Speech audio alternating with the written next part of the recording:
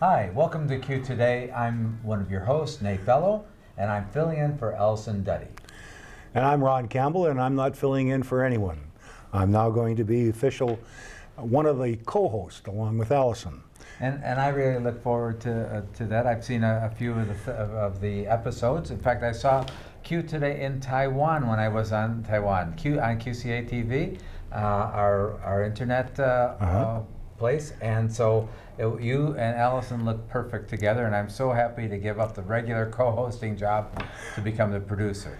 Did we speak Taiwanese? I had to press the translate button. Oh, I see. But to get it back into English. Yeah. But you're very good at Mandarin. Okay. Thank you. Yeah. I enjoy working with Allison. I say that when we're on camera, we're the beauty and the beast. Right. And so I enjoy working with her. And we have quite a and she would be here today, but she has a new dog that she's taking care of, Lily. Yes. Oh, she finally named it, did she? Yeah. Okay. So please, I want to let you know that our new email address is qtoday2012@gmail.com, and give us any feedback that you might have about our show or any ideas that you want us to follow up and get the scoop on. So. Well, I had a question for you where you've been, but you've already let the cat out of the bag. Well, yeah. I thought maybe that you were away somewhere trying to get onto another newscast. No, I love Q Today, and this is a second full year, and we had Wednesday night on Cable 10 before that, and the Mayor's Report was before that. So I'm happy to make the progression, that's for sure. Yeah. So where were you, Nate? Yeah, I was in Taiwan. Oh, yes. And I have two kids there that are teaching, and we took the third child with us. We went over there, and we went over for my son's wedding reception. Oh, did you enjoy it? The Taiwanese people are great. Their food is great. Such hospitality. We even went down to the south end of the island and went swimming in the ocean. Wow. It was fantastic. It was great. Great. Did you look at any golf courses, though? Yes, I did look at some golf courses. And I was supposed to go golfing twice. And? But my son jammed out both times. Oh, my goodness. But I'll be ready. We're going to be playing golf in only about 2 months from now on. I hope so. I hope it's a little sooner than that. I'd like to remind the viewers of Q Today that our schedule is on the weekdays is Tuesdays at 5 until Friday, and then on the weekends, Friday at 5 until Tuesday. But we're usually on at 8 a.m., 5 p.m., and 10 p.m.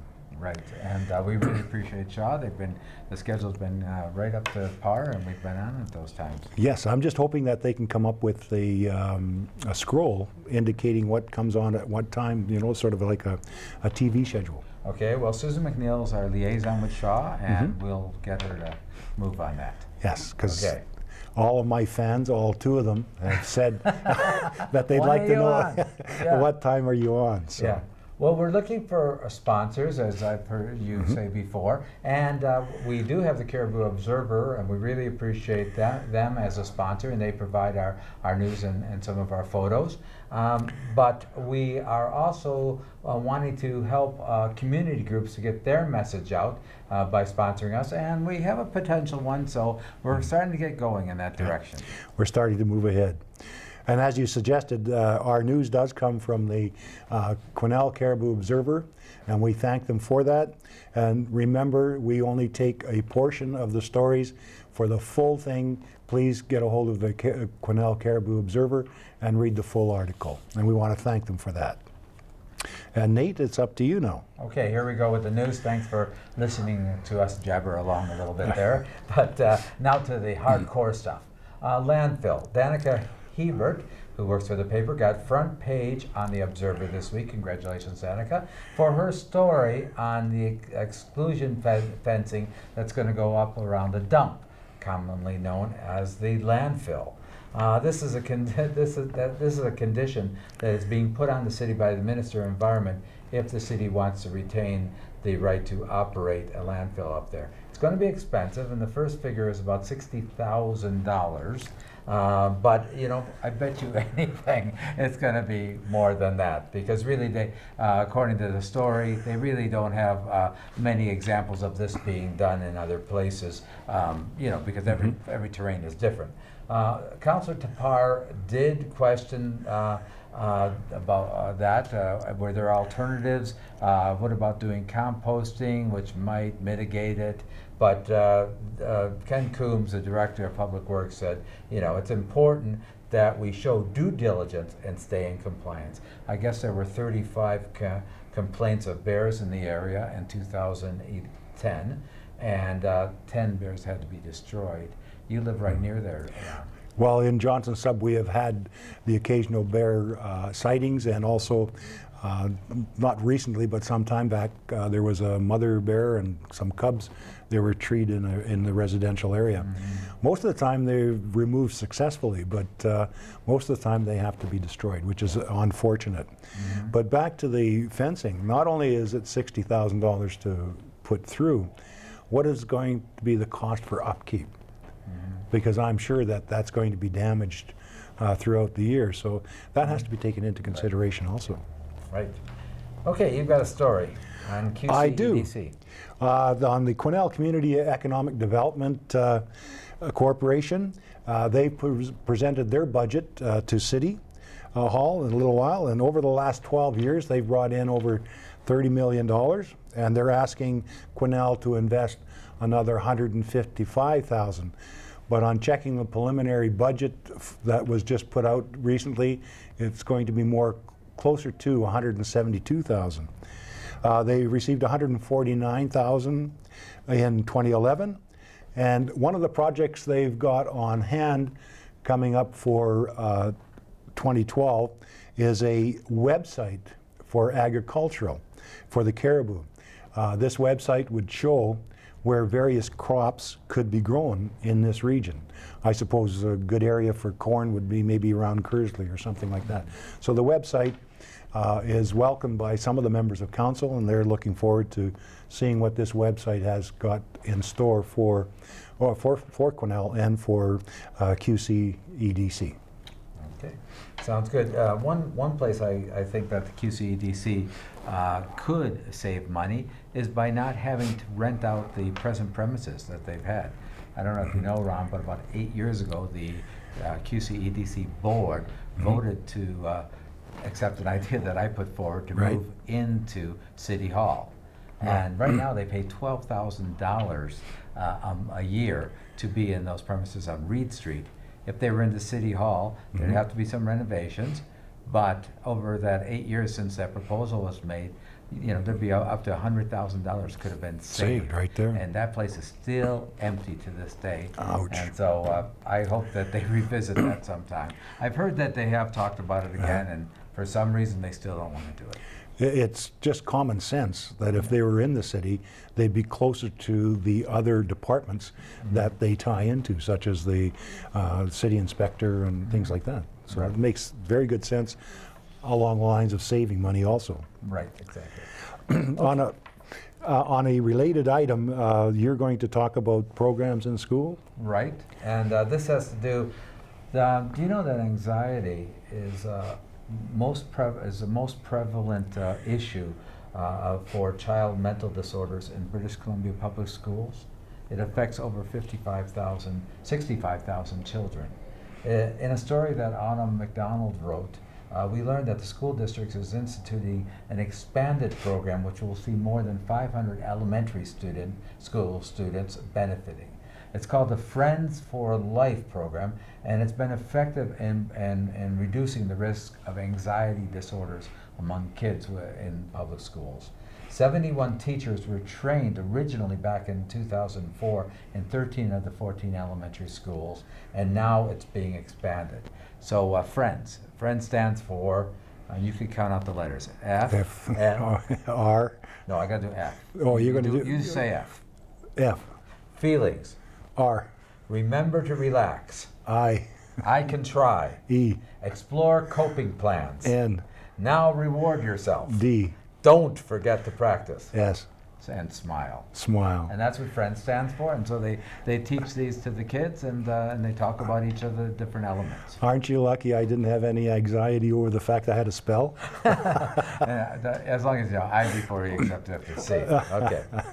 So as a former school trustee, you must be happy to see these kind of programs in the school. Definitely. Over the last little while, the last couple of programs, we have been discussing certain things that have come into the school. And I mentioned to Allison the other day, I said, you know, things have changed so much. She's much younger than I, but even she realizes that the changes that have come about in the school system is immense from the time that when we went. No more just the 3 R's, That's whatever right. they were. I can't remember. No, That's we too have far to back. kind of work on good citizenship and Yep. that kind of thing too. So on a related item, Nate, Success by 6. It's a program that the province is running, and they've taken and put out $3.4 million that is going to be spread across the province. And that's funding that goes towards quality community-based programs, including literacy, nutrition, children's play, parenting skill developments, and cultural programs. All of this is put together to encourage young people to learn to play and to grow. Let's hope we get some of that money here locally. Okay, good. You know, there's a family in town that everybody knows, that most people know, a lot of people know anyway, and they're very well respected. And Danica Hebert also wrote a story about the McKelvey family, and Kevin McKelvey now runs Sun Life, and his dad Frank started it when it was mutual funds or something like that years ago. Frank turned 90 last year rather, and he's still as spry as ever. He's known for his generosity, and he's known as being a real gentleman. So he, besides this profile that is in the paper that Danica wrote about Sun Life, the McKelveys also have a generational connection to the Lions Club, of which I'm a member. So Frank's in it.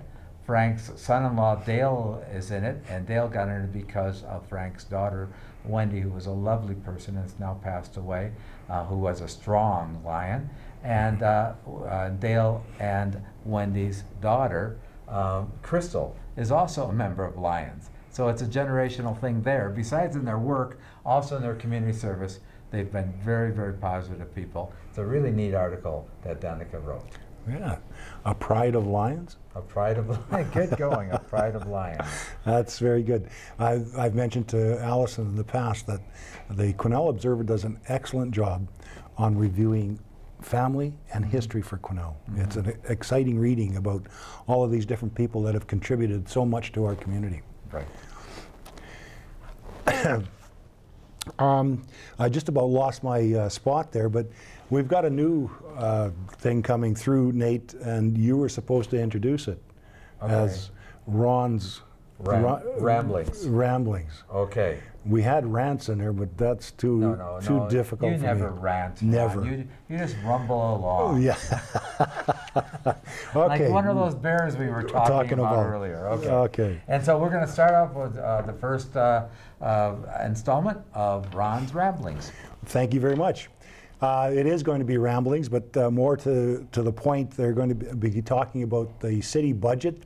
The preliminary review was done just recently, and going through it, I've come across a couple of items I think that not only concern me, but should concern the rest of the viewers out there. One of them is the tax increase. They're thinking of 4.7 all the way up to 7.65%.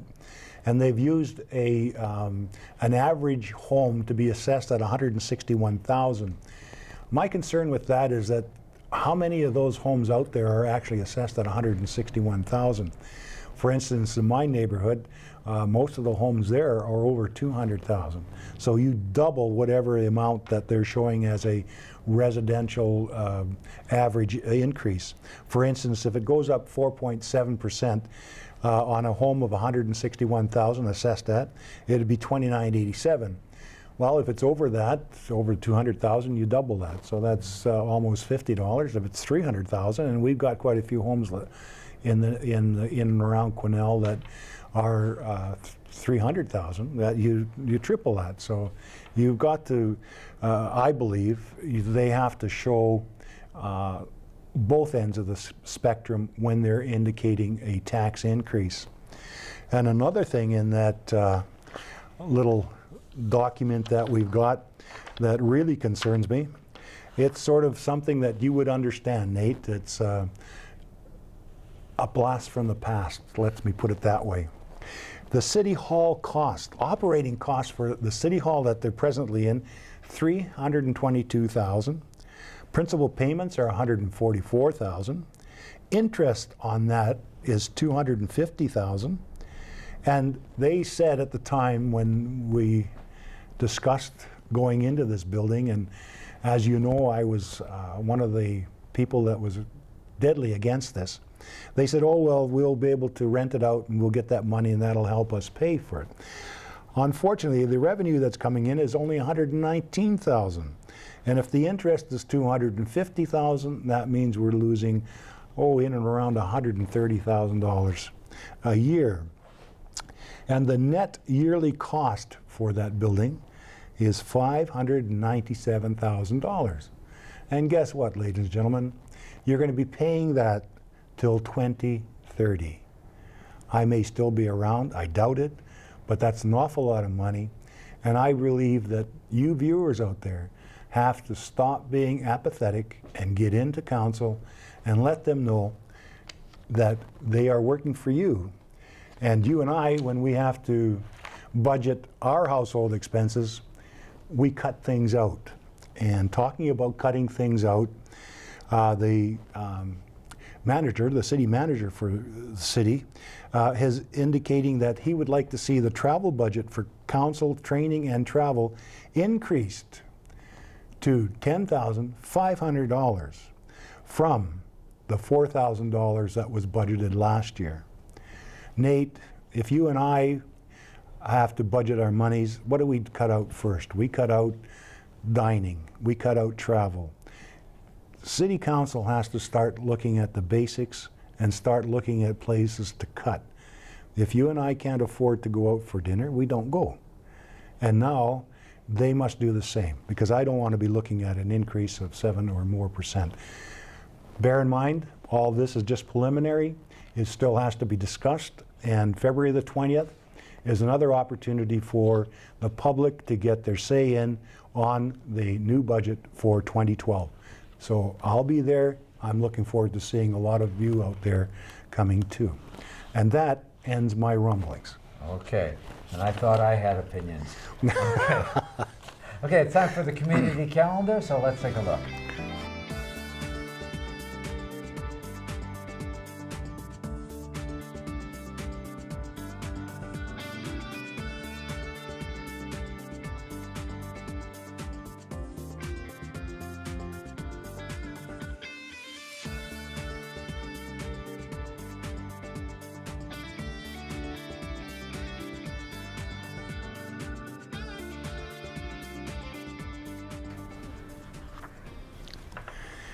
Well, it's kind of nice to have you back again, Nate.